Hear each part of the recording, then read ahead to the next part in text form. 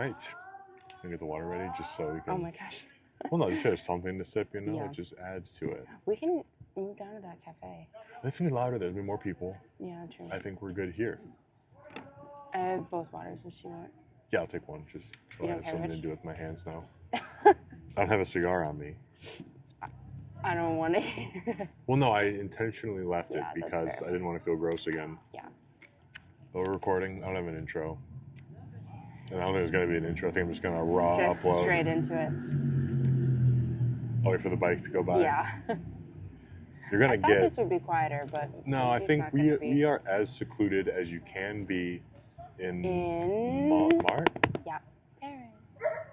Montmartre, though, Yeah. specifically. Mhm. Underneath, we're in the shadow of Quite literally under Sacré-Coeur. Sacré-Coeur, the John Wick church. And today we Yes. did conclude the John Wick tour of Paris. You have now been in every landmark. Sacré-Coeur, obviously the famous ending scene. Mm-hmm. What was that? What was the park though we went to yesterday? It was Garden of Luxembourg. Garden of think. Luxembourg, and that was where the first Parisian scene was filmed, and that was with the blind guy listening to his daughter play the violin. Went there. And then today we went to Trocadero. Trocadero, which is where they played that little card game to decide when and where and how to fight to end it all. Mm-hmm. Now that We went to the Arc too. yes, Arc de Triomphe, and Yeah. then we lived where the Airbnb was, where we stayed. It was literally at this you walked outside of the Airbnb and you were at the steps of Sacré-Coeur, where all that It was huge so- fight scene took place too. So Now that you've I climbed the hijacked your steps- Paris Easter trip and made it a John Wick tour. Oh, So that's thank fine. you. Now that you've climbed the steps every single day, do you understand what I said when I was like, "There's no way he made it up the stairs in that amount of time"? And he keeps getting beat down. Doesn't he have like very limited time? to 90 make it up there? seconds or He has, like, something by the 90 time he seconds. gets there. You can't make it 90 seconds up these stairs healthy. And he's getting beat down, Yeah. and he still makes it. Is this scarf? No, you're fine. You're good. It's honestly in a perfect spot. But yes, this did become we are watching some bocce ball. This did become the John Wick Easter tour. It did. It did. But bocce, But it though, was too, nice. yesterday, we probably spent Yes. 2 hours just watching old people play bocce in the park. Yeah, so yesterday was Easter. We did a sunrise mass. 7 a.m. at mass. We climbed the Sacré-Coeur. stairs at 6:30 Mm-hmm. in the pitch And black. it was nice because no one was there. Nobody was there. Dog's got something. There's a dog above us on this hill we're sitting on. Yeah, it's gonna be the true Oh, he's ambiance got of something. Paris in this episode. Oh, Dog's on the run. he's But no. so cute.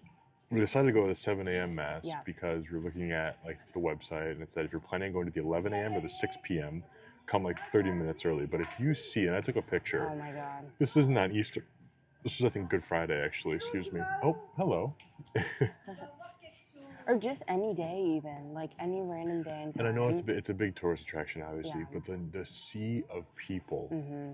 on these steps and in front of this church every single day is just insane. The entire landing is a line to get in. It's a to scene. tour. Yeah. It's a line that performs several like S Loops, turns yeah. throughout like the courtyard in front of this church, and it almost fills it up. Just people waiting to go and just walk around and see the inside. It's crazy. Yeah. So on Easter, they were saying come like 30 minutes early for the 11 or the 6 p.m. Mm-hmm. There's no way. You'd have to go 2 hours early to even get in to the church. And then, yeah, getting out would be a mess. And I don't know, we just felt like it would take the entire day. So we did a 7 a.m. mass, but it was so cool because, I mean, the moon was still out and it was dark when we walked up the steps. And then we came out and there's just a beautiful sunrise. Yeah. And where it is, I mean, it overlooks all of Paris. So you just see the sun rising over everything. You could truly see everything. And then, yeah, went for like Easter brunch, I suppose, breakfast. And then ended up just walking around and ended up watching bocce ball in the Garden of Luxembourg for like 2 hours. There's a nice little shop there, a little stand Mm-hmm. rather, and some coffee. This dog is so funny. He will not listen to his He owner. will not come. He's just running around this garden right now. He's so cute. Nope. Smoked a cigar, watched him play bocce ball till the rain rolled in. Yeah, the rain seems to just come in so hard here for like 20 minutes and then it's done. Yeah. But when it comes in, it is It's been thunderstorm, very downpour. humid, I will say. Yeah, it has It's been a been. little chilly, kind of windy, humid. And so even when the forecast says it's going to be like 60 degrees, Yeah. no rain, little rain's going to pop up every now and then, Yeah. is from what I've seen. But back to the mass, I was a little bummed Oh because yeah.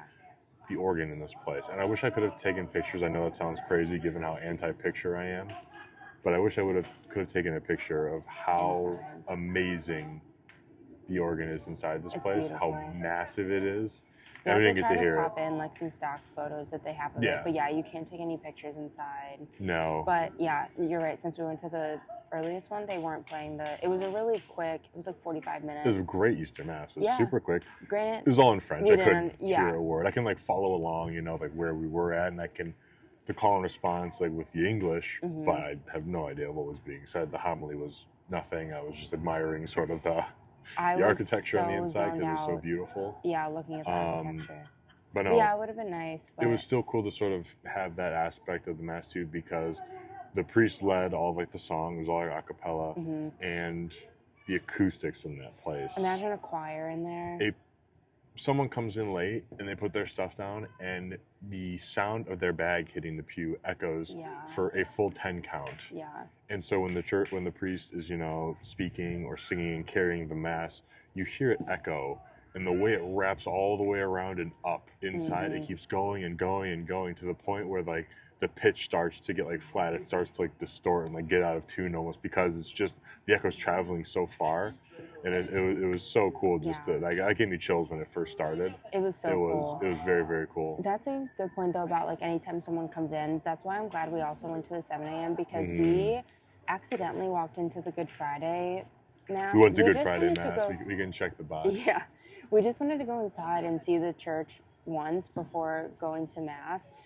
And we didn't realize there was the Good Friday Mass going on. And we walked in and yeah, I mean, obviously there are tons of other people walking in at the same time, but if you're in that Mass, you're hearing every single person come in. Everything. Everyone's, of course, like walking around on the sides. They're, you know, whispering. Which but is people are another thing that's talking kind of and- strange too, because it's open all the time, even during like Mass. And you Yeah. can just walk in and walk all the way around, like behind, Right. you know, like the actual like Mass is happening.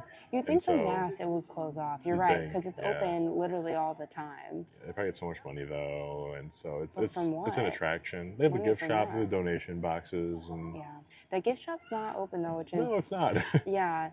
That was a bummer because we were gonna get something for your mom, but We got her Yeah. something to cover that she'll for her be birthday. yes, she'll be very happy. Yeah.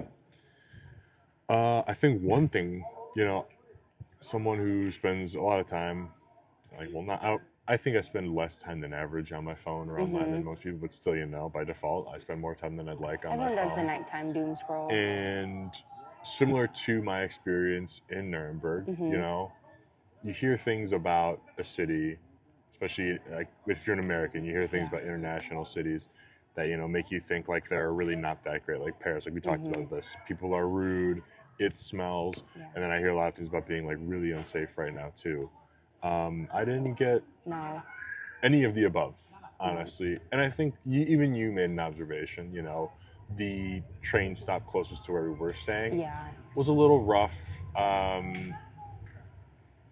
But like Well, as soon as you nothing get away happened from it, either. But like you yeah. can sense that too. Like And no one ever talked to us. Like no one ever even it was approached a little rough, us. but no one ever approached us. Like, yeah, it's maybe like bigger gatherings of people than you want to see at like midnight when you're getting off a train Yeah. station. But yeah, no one was. And for I guess just for transparency's sake, the area in the stop where we got off is it inhabited. Where do people from Haiti or? It seemed like a big like Ghana, Cameroon, maybe Haitian. So like it's like an immigrant sort Yeah, of I mean it's definitely more- conglomerate. A lot of like hair and nail Yeah. shops specifically like designed, you know, or catered towards. I heard someone that. saying that the base of Montmartre became like a big immigrant spot when Paris, like the inner city of Paris, started to get more like money that bee cannot It's a come any bee. closer. Wow, look at that. It's kind of cold for bees. That a lot of people started to get pushed to the outskirts of Montmartre, and they were saying that a lot of that still lives here. And I mean, you can tell, like when you get Okay. off on these certain stops, I think. Oh, this bee. cannot come closer. He's pretty busy. Look at him. He's covered in pollen. I'm shocked. Like, it says it's Yeah, like it's pretty 50, cold. but with the wind, it's like a 40-degree wind chill, honestly. Yeah. I'm shocked this bee's getting after it. He's the Yeah. only one, too. I also want to clarify, at We least... can move if you want. No, if it's okay. this bee's stressing you out. He's stressing me out. He's gonna go. Oh, God. I'm gonna wait for him to pass.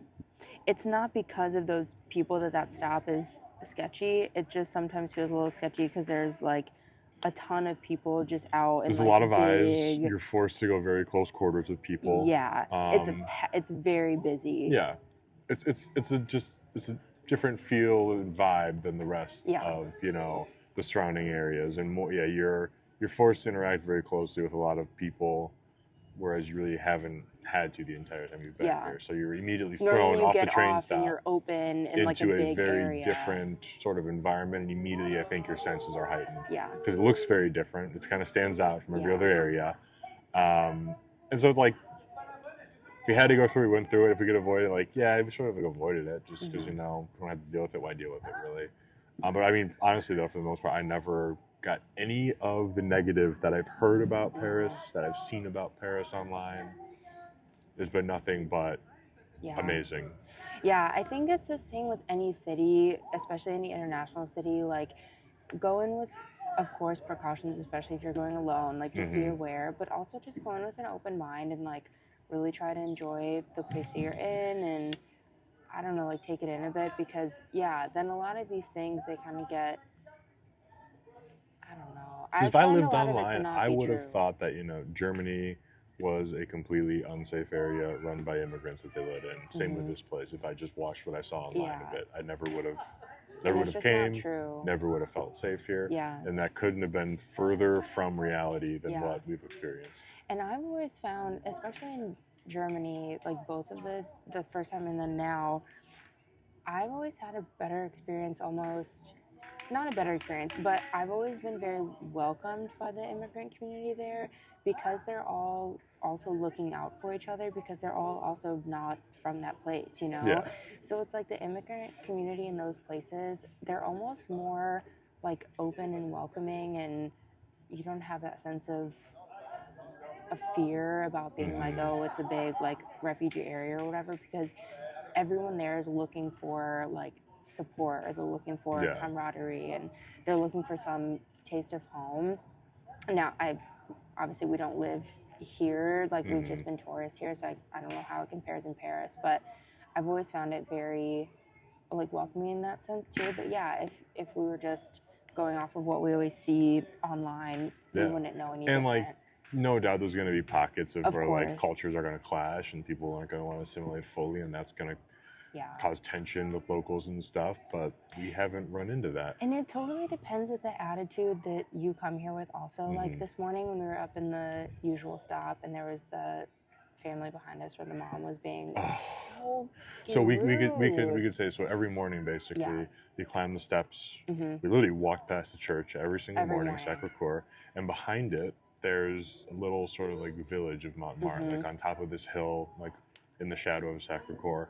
There's a lot of very nice shops, not more like bistros, cafes, if you will. A lot of cafes up here. And then we would always get hot chocolate and either like a sandwich or some pastries from Correct.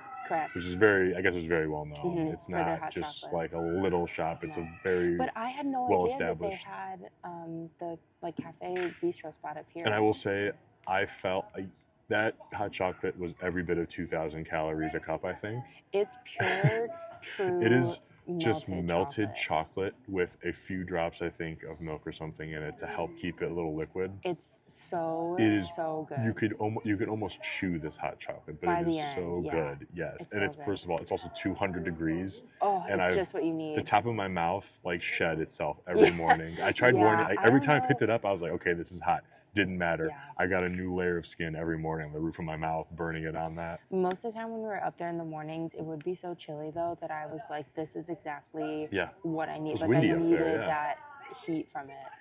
But so we go up, do that every morning, and it's really cool. In the center of this little town up there are just these artists, just all in the very middle of it, who have set up their stands or umbrellas, showcasing their artwork. You can go and buy sort of portraits of like landscapes of Paris, mostly the Eiffel Tower, predominantly in different styles. Some very modern, some sort of traditional, some just grayscale, and then a lot of some do like caricatures even, and a lot just do really really nice portraits. Beautiful, like live, real the time. quality and just the like the level of craftsmanship and experience, honestly, the artists have up there is amazing. And really, the really interesting thing to see is this isn't like a Central Park like show or exhibit. There's not a bunch of sound and music and fanfare. None of these artists have their phones out. They're not making TikToks. They're not posting everything that they do. They're just up there. When they're not working, they'll sit there in their little chair waiting for people to, legs crossed, just waiting for people to come up to them, sipping, an espresso they got from like across the way. I think I said to you, I was like, if one of these people picked up their phones and discovered TikTok and Etsy, they'd probably make a killing. But I don't think that's why they're in it. I think you look at them and they're just genuinely very, very passionate about the art. Yeah. And they just enjoy drawing. When I said to you, I think that these people have probably been, like some of those people, the older ones, I guarantee if you ask them, they would say that they've been at that same spot in the square doing drawings since they were 25 years old. Like, I think some of these people, it's just what they've always done their whole life, and you can tell they just love this area and they're passionate about it, and it's really cool to see. Yeah, that was really cool because we don't get a lot of that, and if we do get that, it's always for show online. Yeah, it's not just, and I have no disillusion that these people aren't getting paid. Obviously, they get paid for what they do, but it's not like a living wage. Yeah, because they weren't that expensive, but we should have looked at how much. And these people, considering the amount of time it takes to draw somebody and the amount of paintings I saw sold of, the little like landscape paintings that they did, they never really sold them. I saw the same ones for the most part every day. And so they also can't be that expensive given the the people that are trying to sell them to up there. So I genuinely think that for the most part, it's just passion, or these are people who are retired and do it because they do absolutely love it, but they get some money to live off of as well by doing it. But they're not like living in mansions doing this stuff. And they're not like doing it for clout and like they're not flexing with it. Yeah, and they're not like forcing you to, like nothing is aggressive. Like no one's forcing you to come over and have it done. Like where we would eat, I mean, it's 5 steps from where everything is happening, where like the painters are and where the people doing the drawings are. Way these people are leaving the bocce course. Oh, yeah. But nobody being that close to us was trying to like, hey, you guys like come over here, whatever. Like, no, they weren't like, that's a good no one point. is like harassing you. Like they just leave you to do your thing. Like if you come up to them and want it done, then they'll do it. But we never had a morning where it was like, oh, okay, now like we need to go because we're getting, like trying to be sold these things. It's just, right. I don't know, it's really nice. It always felt very peaceful up there. It was very, very nice up there. And a lot of other areas did too, but I mean, we spent every morning up there, so I think. And honestly, every evening. we literally went under like the Eiffel Tower. Yeah. We walked all the way around it, saw every angle of it. There's truly we really did it all this week. Went to very touristy places, went to very not tourist. Where we're living really isn't that touristy, I'd say. At the very foot of it. Not at the foot. I would say that's a more, seems to be like a more local spot. Because it's more, I guess, probably more Airbnbs down in there. There aren't really hotels right by where we're at. No. But I agree with you. It'd be cool to stay up in the village next time. I think stay up there, so up here, we honestly, would be very cool. Yeah, like we're right under the bell tower right now. That's so amazing. Literally under the bell tower in the little garden. Very cool. I will say, I want to talk about the food.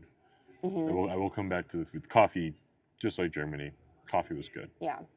I think Germans have engineered their coffee a little better. I do like German coffee better. I don't think the French are as passionate about their coffee for some reason as the Germans, which is kind of weird because Germany isn't passionate about much. They are, but it's different.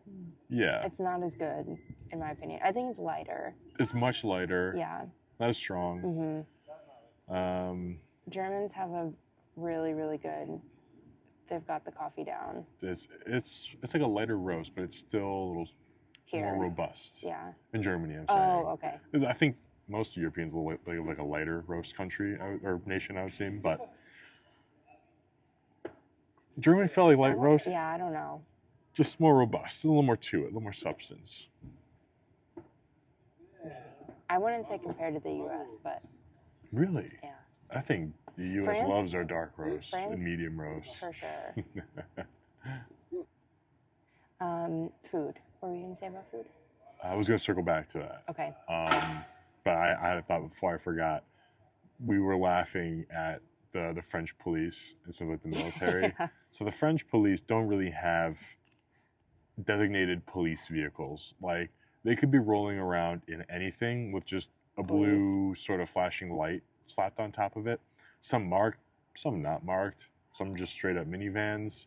And there's always more than two in a car. So there's always at least five of them in one a car person together. in the back seat.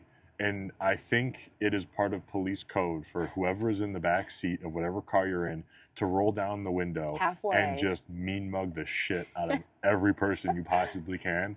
Because in every single police car that drove by, every dude in the back seat had the window down and was just fucking pissy facing everybody outside the window. It was so funny. I think they're purely for intimidation factor because but it's really tough when you're inside a little like city Euro minivan sort of looking thing. It's so funny.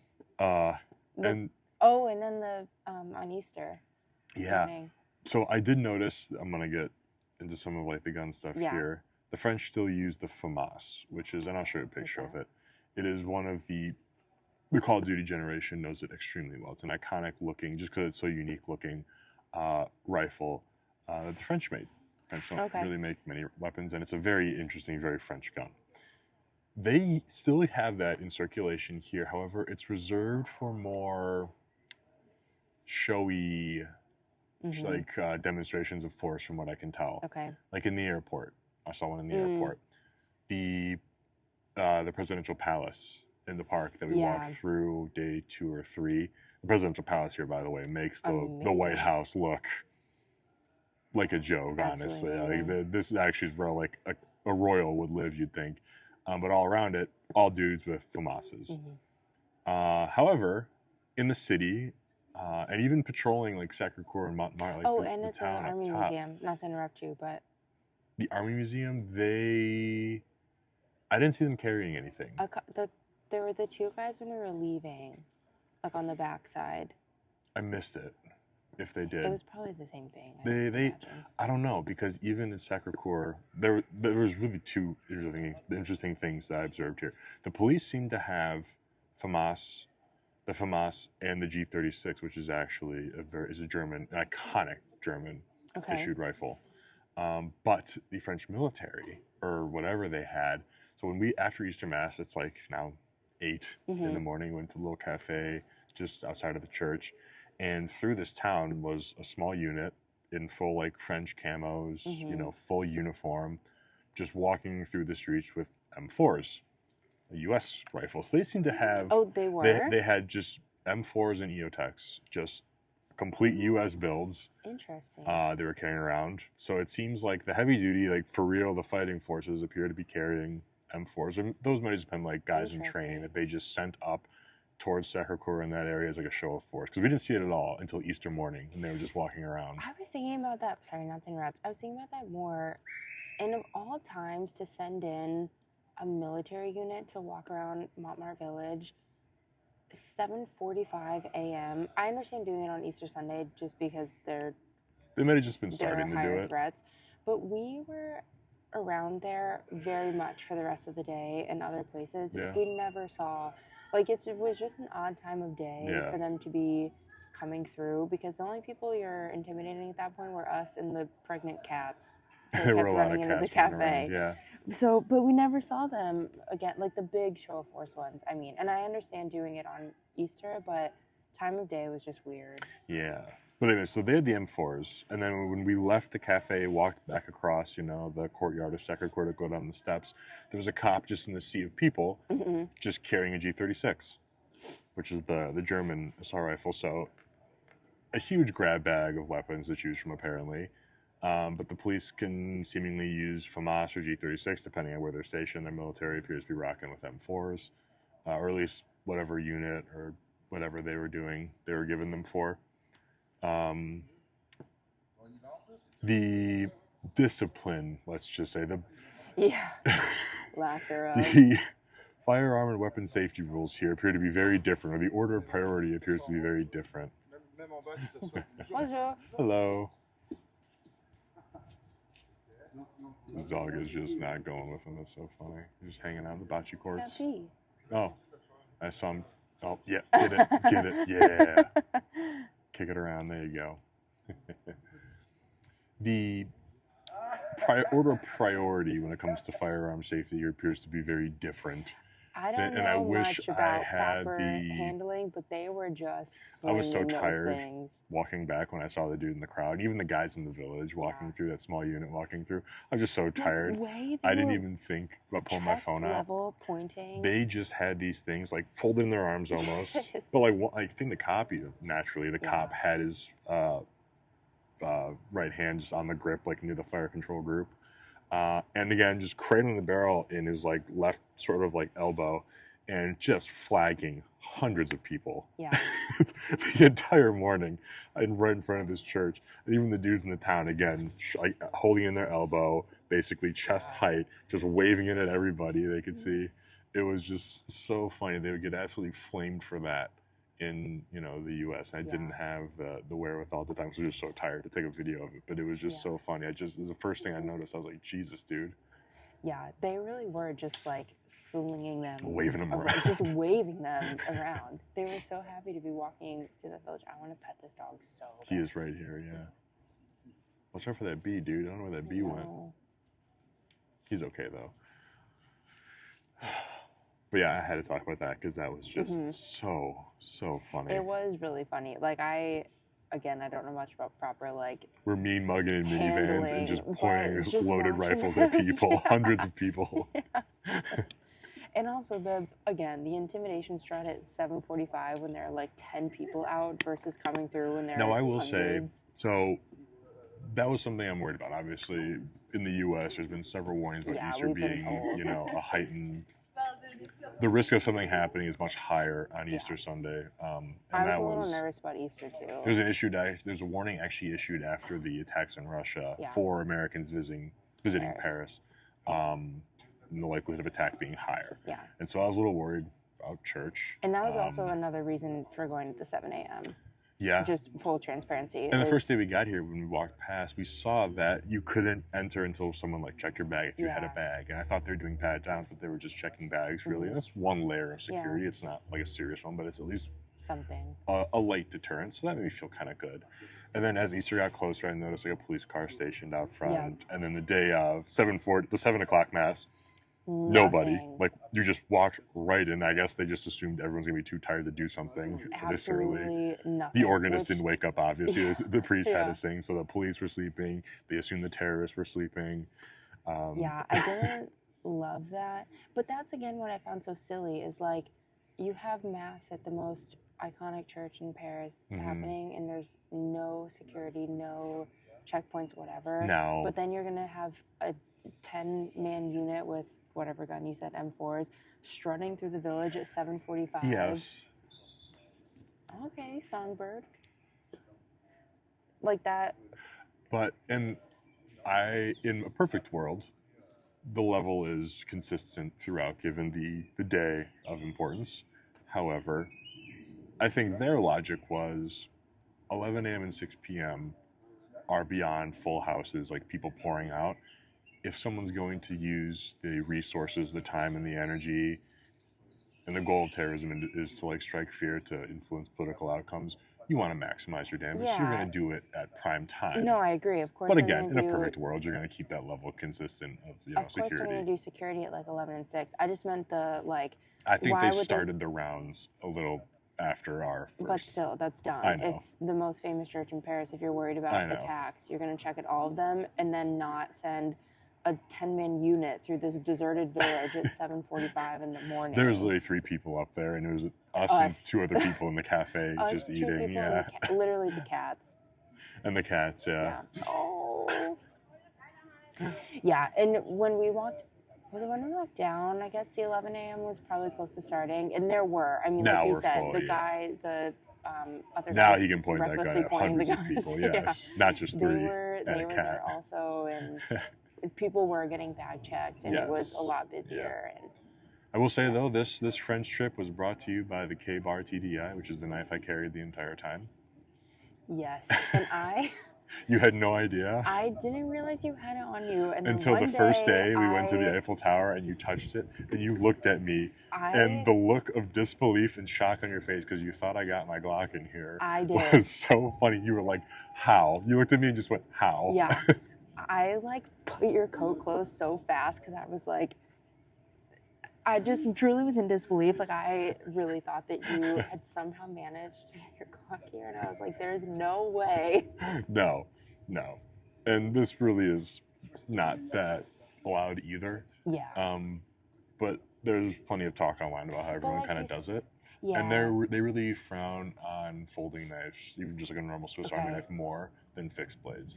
Well, and like you said, there's been, obviously, after everything that happened in Moscow, just heightened talk of Paris being at risk. So, yeah. And I have no illusions either that I'm going to completely take on whoever with it, but it's a nice peace of mind. You know, if I'm on the subway, walking back from the subway, if I have time to get it out, maybe that's a deterrent, or if someone is already on me, that's a deterrent in and of itself as well. So that's really why it's there. Yeah. But it's very small. It hugs my side very well, and if I'm not wearing a tight shirt, I've been wearing this long coat, and I've been wearing like a jean jacket, and you can't tell it all. So I love this stupid little thing. Good. But yeah, had to do a little quick shout out there. Yeah. The food though. Yes. Again, beyond what you hear about online, it's not all the gross frog legs or snails or caviar and all that. And you can find that if you seek that out. You can order it anywhere.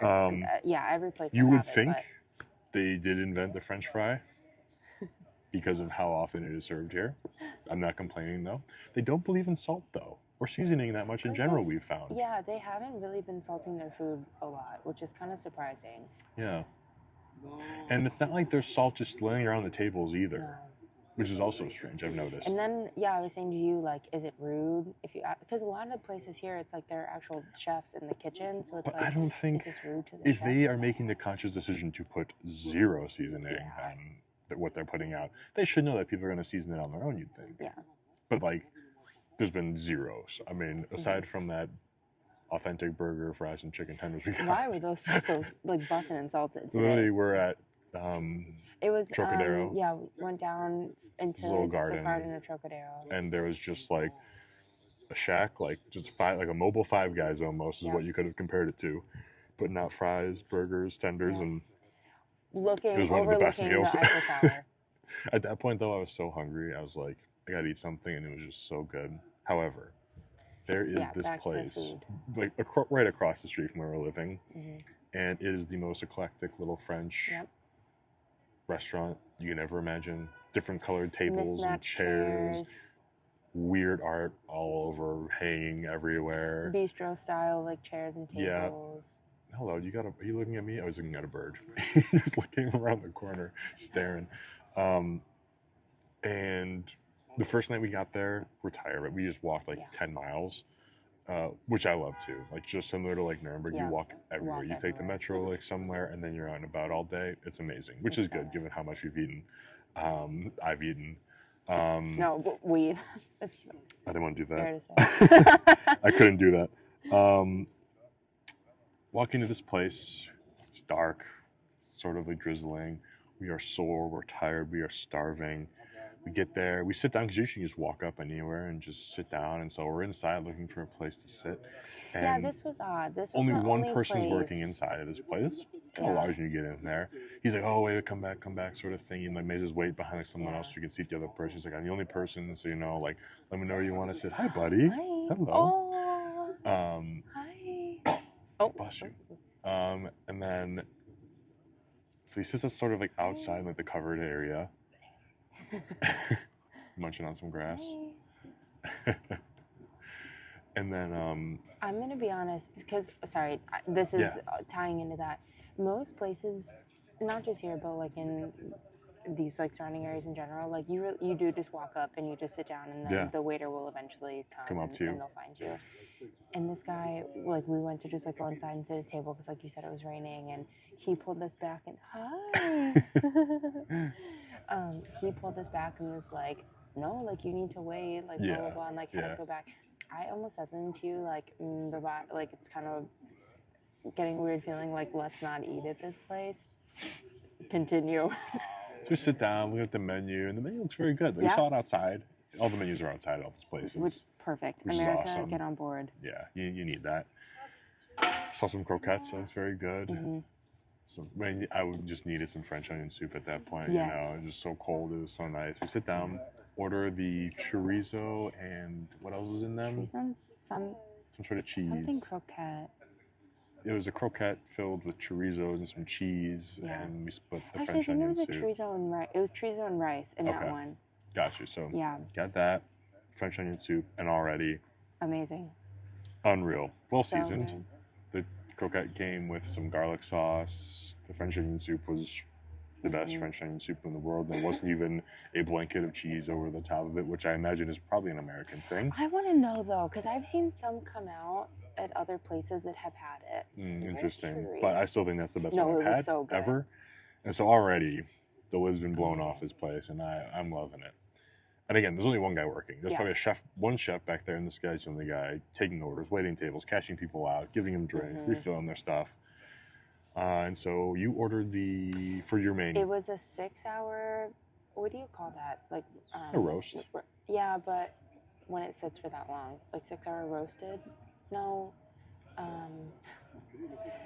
slow cooked. Yeah. 6 hours slow cooked. Chuck roast.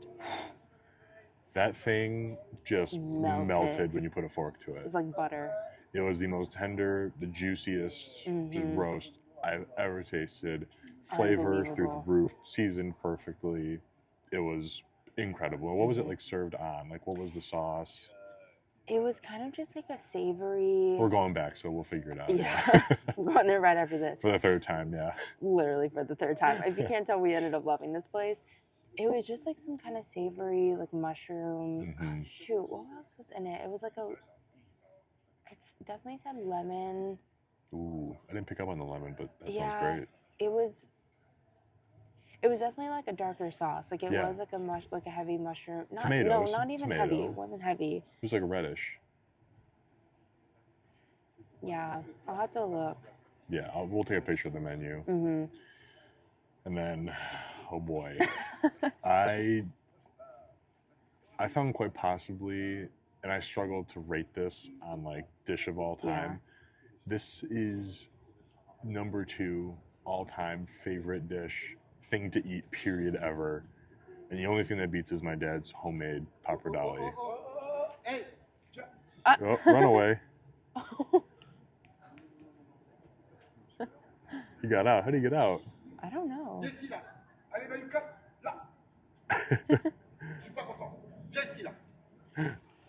C'est quoi ça? Oh, you listened. Good boy. I don't know how he got out. Look at that little black I saw a little shib, yeah. I only see black ones. Do you see how he got out? No. I don't know how he snuck out. That's crazy. On to the bocce court, yes. Yep. So anyways. Yeah. I'm looking at this menu. I saw that too, that roast, and I was like, I think I'm going to get that. Then you ordered it, and I was like, okay, I know you're probably not going to finish it, so I'm going to have like a quarter of it at least. I figured I'll try something different. And at the top of like their list of entrees was like, it's just like traditional like veal, it's veal really blanket is what they call it. Yeah. Asking us to leave? I don't know. If you're asking us to leave, let's go. We will reschedule or relocate. And just go sit out on the steps. Yeah, we'll sit on the steps here. Interesting. I've never seen them close down a park. I think because it's behind a residence, maybe. Oh, here. It's right here. This is perfect. A little further down. Not bad. If you're cold, let me know. We can. I am cold, but it's okay. Okay. We won't last much longer than doing this. I ordered, I think it was called the traditional veal blanket, is what they call it. And it is just like basically another slow cooked, sort of like rough cut like chunks of veal, basically just lathered in a mushroom cream sauce with carrots. I said, you know what? It's traditional. Let's get a little French with it. Let's try it. I've never eaten anything like it. It is so good. Veal's so flavorful. It's moist. It's juicy. It falls apart just like you're roasted. And that sauce is, I can drink it like a soup. Oh, it's perfect. And I'm about to have it for a third time this trip tonight because it's just so good. We ended up going back again because we both were eyeing the sea bream. Oh yes, you wanted to try the fish.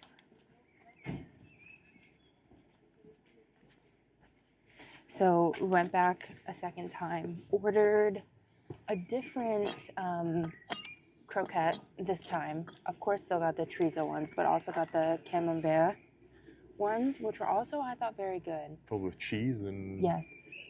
What sauce? I don't know. Did it have with it? I can't remember. Oh, cheese and like it had balsamic on it, and it was served with like the onions, the caramelized onions. Yes. Oh, yes. It was so good. Those onions. It's now a food podcast. It was so good. It was so amazing. Everything that we obviously made. Yeah. We didn't have any German food in Germany. So the food there was great. I was gonna touch on it, like. But even the pizza we had here was to die for. Unbelievable. I much prefer the food here than in Germany. The thing is, in both places, you're going to get nice quality food no matter where you go. Like Germany also has really strict standards or regulations on what can go in their food. So for the most part, like you will still get quality stuff. It just, their traditional stuff tends to be a lot heavier, especially where I live in Bavaria. Schnitzel, like if you go to, again, where I used to be in like Freiburg, it's much more, I feel like you can find more stuff like you would here because it's on the border. Yeah. So if you go to like the more coastal places or some of those more like city pockets, then it's different. But especially in Bavaria, like the food is just so heavy. So yeah, to just like walk into any traditional place there, we didn't do it because there wasn't a night where we were like, let's get some schnitzel and brats and french fries and like really heavy stuff. And I was saying this too, I love it here so much in France because when you go to any local place, like this place we're talking about, it's just some unassuming, rickety looking little cafe. Yeah. And it has literally some of the best food we both agree we've ever eaten in our lives. And I would say we're quite the foodies. Yeah. Like that's what we do when we go places is we eat. And it's just so good. And you get that pretty much anywhere that you walk in here. Like there was a morning, after we went to the Eiffel Tower, we stopped at some random little bistro and got an omelet. To die for. The best omelet I've ever had. So good. And you would consider that area to be pretty touristy as well. Exactly, but yeah. that so omelet was like the best omelet ever. It was so good. And that's just a lot of what it is here is we were saying this, like in the States, we have nice places, of course. And especially where we live there, like we do, I think, have some really great standout places. But you make a night of them because they're expensive and it's like if you want to go to places that are going to have those nicer dishes, like it becomes like a big night out, you know? Right. Whereas here, it's like any little local, and these dishes aren't that expensive. Like that roast that I got, it's like a $12 dish. Yeah. And I mean, that roast serving was is huge. Huge. Like I finished about a quarter of it and gave you the rest. Like, and it's just really great stuff, and you can go in anywhere here and pretty much have that same experience, and I do really enjoy that, like the just availability and the appreciation that they have for food and for fresh quality, and it's so good. I will say it's more expensive than Nuremberg. Paris for sure. I mean, we're in, I think noticeably I've noticed when we're up here, it's not that bad. Right. Like up in Montmartre, I think is okay. But of course, down like the further we go, the more expensive it gets. And when we eat at the famous places, like went to Le Dumago, so expensive. Like we paid a lot of money for even the place we had. You just ordered an espresso. I had like an Americano essentially. was like $12 though. Yeah. Like that was an expensive place too. Yeah. But that was right outside of Trocadero, another monument. Yeah, literally So- right outside. So yeah, those places are more I get expensive. that. But then the little place that we go to right across from where we're staying, an espresso is €1.20. Yeah. So it's it depends where you go. But I agree with you. It is more expensive here than it is, especially in Nuremberg. For whatever reason, Nuremberg is like one of the most affordable cities in Germany. I don't know why this comes from. It's nice for me, obviously, but yeah, it is more expensive here. Yeah. I will say, yeah. The Germans have also optimized the Paris subway.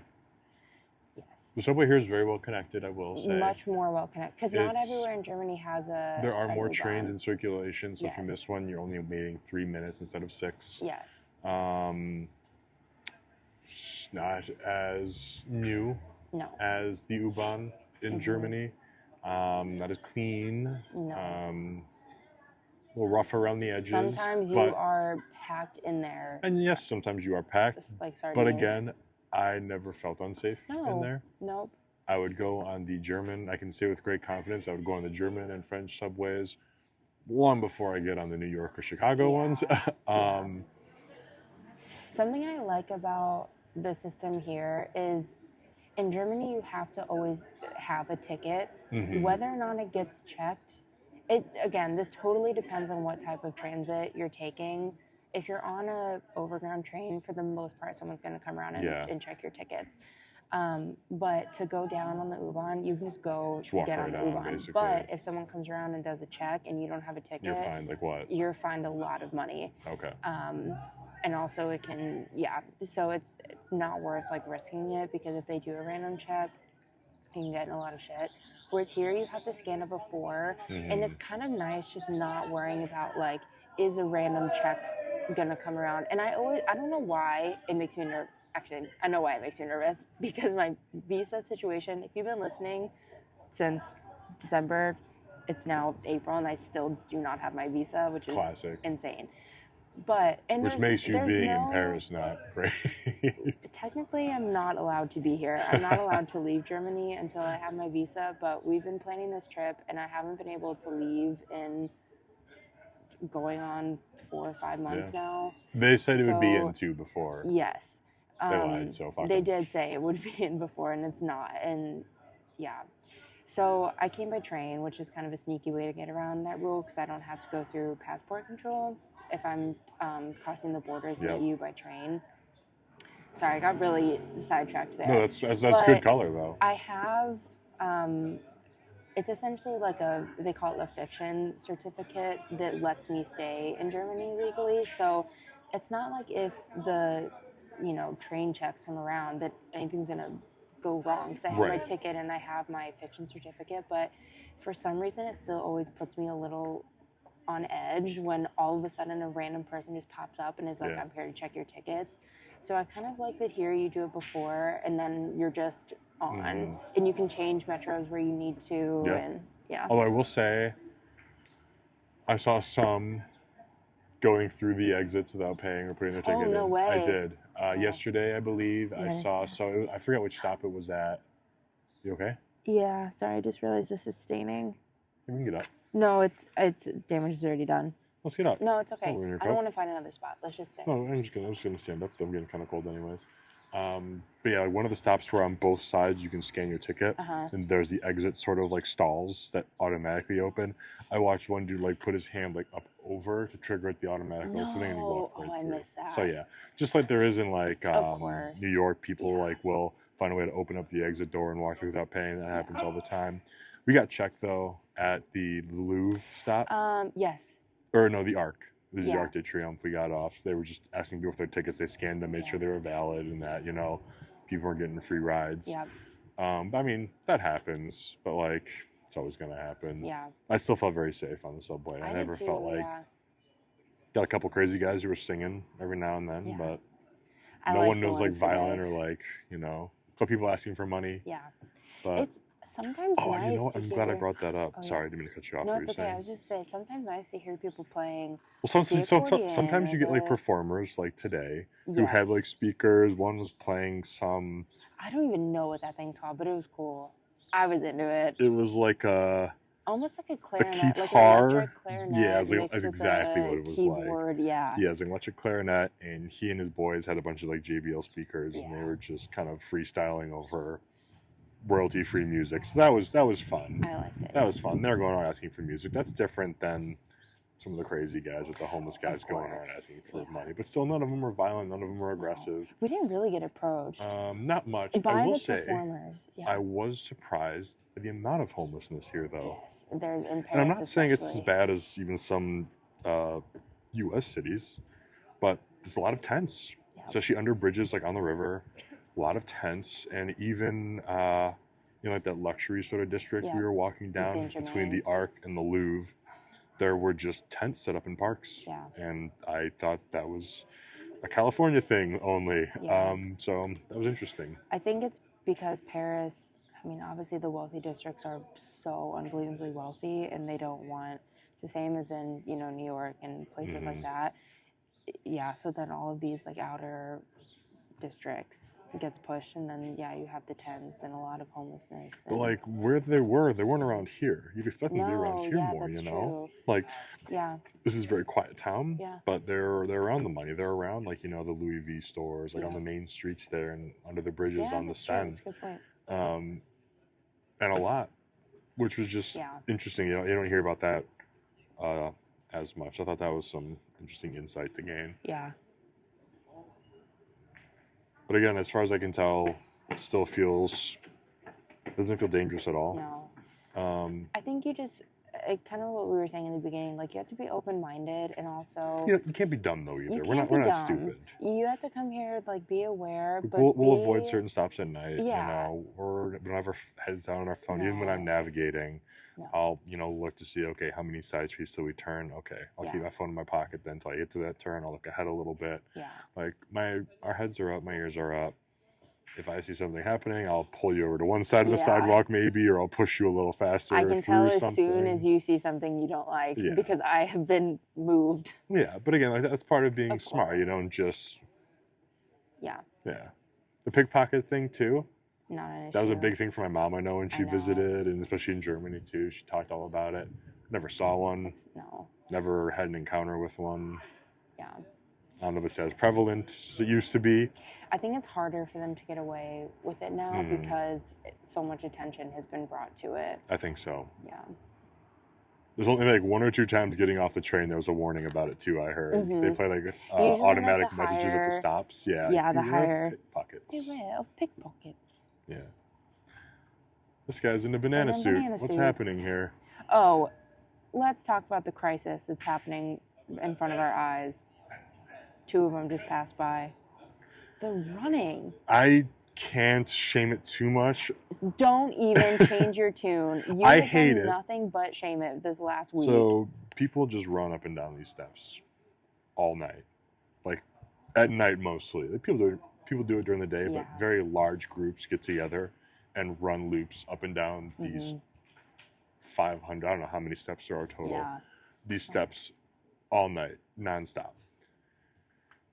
So when you're watching it, as you are stuffing your face with croissants and croquettes and wine, reveal dinner, and I have not done anything athletic other than walk around the city and go up and down those steps every morning to get hot chocolate, I start to despise it a little bit. But I am mostly just jealous that they have the ability to do it and I can't. No one's stopping you. I'm stopping myself. I do not have the attire. I have the footwear. I've been wearing my workout shoes. I do not have the attire or the willpower to do it. Also, the Airbnb doesn't have a shower. We have a tub. Yes. We have a tub with a shower head that can be manipulated, but you're sitting in a tub and it's fairly humbling. So sweating for fun isn't really the move in my opinion. The Airbnb, very unique but really cool. It was an old art studio. The guy was an artist. Also right on the street level too. Yeah, street level, right at the steps. Maybe like once we're not staying there, you can share it. I don't know if anyone ever is going to come to Paris and wants to stay there. Oh, it's extremely cool. You got a burr. Oh, sure, never mind. Thanks. Yeah, sorry. It was so cool. It's like a 2-story situation, very eclectic, but Extremely. it was really, really fun to stay in. And the location can't be beat. So I got there first and met the host. He was just clearing out. Got in, I'm like, wow, this is tiny. And you get in, it's very well lit. You know, it's right on street level, very bright. You know, sort of. I don't even know what you'd call that floor material.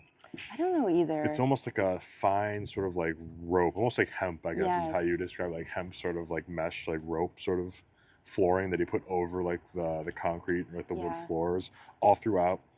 But again, very tiny like room you walk into. A couple chairs, there's a sink and like a bathroom. Art everywhere, huge map of Paris up on the wall, mirror, you know, this is very artistic. You can tell like an artist, and the guy does do paintings. It's like an artist lives there. And I was like, where's the rest of it? Because it's just this one like little seating room and like a tiny little bathroom in the corner and a sink outside of the bathroom. And then in the floor, like a trap door basically opens and you go down into this catacomb. The French catacombs is where we slept essentially. Where again, the ceilings were painted beautifully. There's a piano down there. I was taking advantage of that. You did play the piano. Nice. I got a video of that. Oh no. And then that's where the kitchen area is too. The tub in the corner. I mean, it's very, very cool how it's set. Very unique. Very, very interesting. There's a door though. Yes.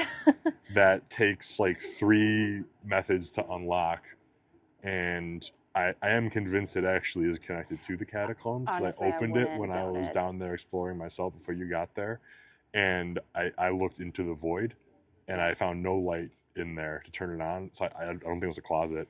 I genuinely think it was like a tunnel system that is underneath this house that takes a maximum security door to keep shut. It's part of an old tunnel system, and honestly, it does. Like it has like 3 heavy-duty. You got to turn that lock like 3 times to open it. You open this vault door up, and you are in like the catacombs. Yeah. However, the past 2 nights I've noticed there's a light on back there now. Don't say that. I haven't said anything because I want to freak you out. Why wouldn't you wait until tomorrow? Well, 2 nights ago, I noticed when you were getting ready, I was like, there's a light on back there now. We had to have left it on. What light switch turns on a light back there? Please don't say that. That is the only lights we've manipulated are the kitchen lights down there and light over the bed. Maybe we hit something because I don't know. Nope. There must be a reason why there's 3 locks on that door. I haven't heard anything from back there. So my other thought is where the property line like sort of is drawn. The upstairs room is very, very small, and the downstairs footprint is much larger than the upstairs because that kitchen/tub area extends into like where the neighbor's first floor, like ground level, is. So maybe that is storage or closet space for them, and they have control of that light, which is why it's locked and why he put the street sign on the other side of the door that says like "Do not enter." Maybe. Or the owner struck a deal with the demons of the catacombs, and they're just chilling down there as our neighbors. I like that better. When you realize, though, that it is 2 stories and there's that whole second addition, that top room is not, I wouldn't say it's small. It's a really nice, like, big open sitting area. But if you just walk in and think, like, that's the only place you're staying. Oh, fuck. Yeah, seems a little tight. That's what I did. I said, oh, shit. I was like, where's the bed here? And he's like, you can hang up the hammock in here. I was like, did you sleep in it or what? Some other highlights. We touched on food. The John Wick tour. Police pointing guns at everybody and me mugging out of minivans. Yeah, it's been great. It's been awesome. I'm sad to leave Paris. I am too. I like it here a lot, actually. I love it so much.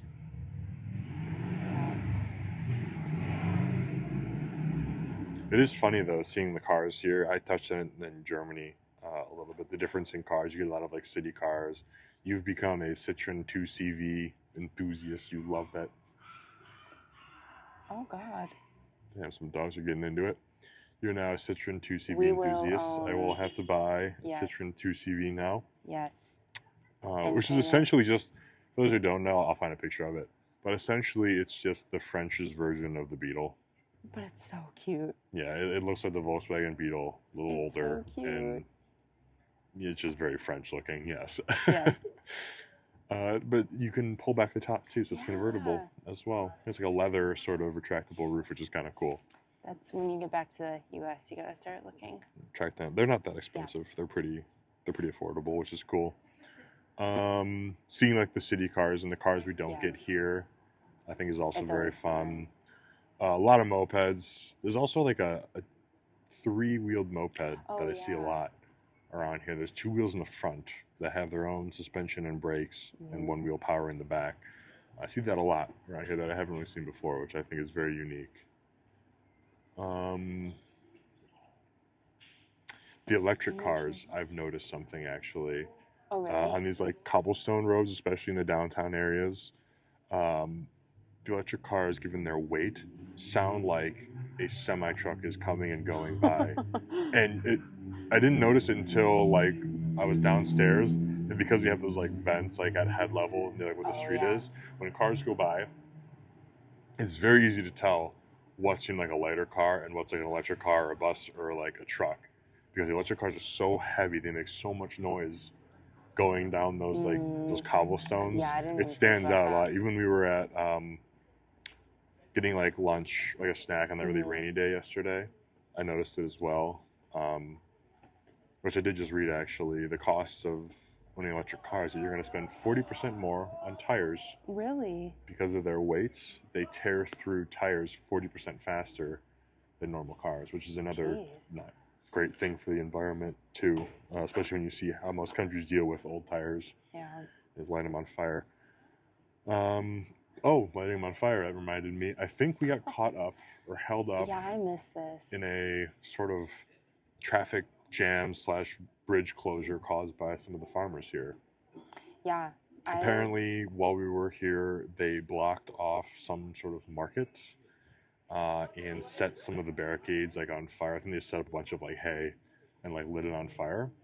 And while we were about to hop on like a boat to go on like a tour before dinner, the police were blocking off this bridge, and on the other side of the bridge, where we were in line to get like a snack before the boat ride, huge traffic jam. I mean, as far as you can see, because of this bridge closure, and like motorcycles were weaving through. There was a fire truck that could knock it through, like to save its life in this traffic jam. And I'm 90% sure that was caused by the farmers doing their thing. It could have been. That was kind of neat. I thought I didn't get to see it personally. I was kind of hoping to see some of that, but that was kind of cool. And then, it's back home tomorrow. Yeah. And this weekend, some of the boys have a range day. I believe it's called Black Creek or Blackwater Range. I'll have to look it up. Yeah. I don't want to do it. I don't want to do it injustice because it's very cool what they're doing. Yeah. One of the guys in our group chat works there, and he's setting it up. Essentially, it's a range day. You pay $20 at the door. They have a bunch of drills. Yeah, Black Creek Range taking place this upcoming weekend, which is the 4th? No, the 6th. Saturday's the 6th is when it takes place. 9 or so of us, I think, now have like an Airbnb up like 30 minutes from it, which is going to be hilarious. Be cool. It's also like a swap meet too, so I'm going to bring a bunch of stuff I don't use anymore, try to sell it or trade it. Oh, cool. That'll be cool. But excited to get back and do American shit again immediately once I get home. Got CQB on Friday with some of the boys. Yeah. And then, going traveling 2 hours towards the center of the state, basically, and doing that. Nice. With the boys for a weekend. Yeah, it'll be fun. Yep. But other than that, hope everyone had a good Easter. Yes. Happy Easter. Happy Easter indeed. And then, until then. Till then. Cool. Take care. Bye.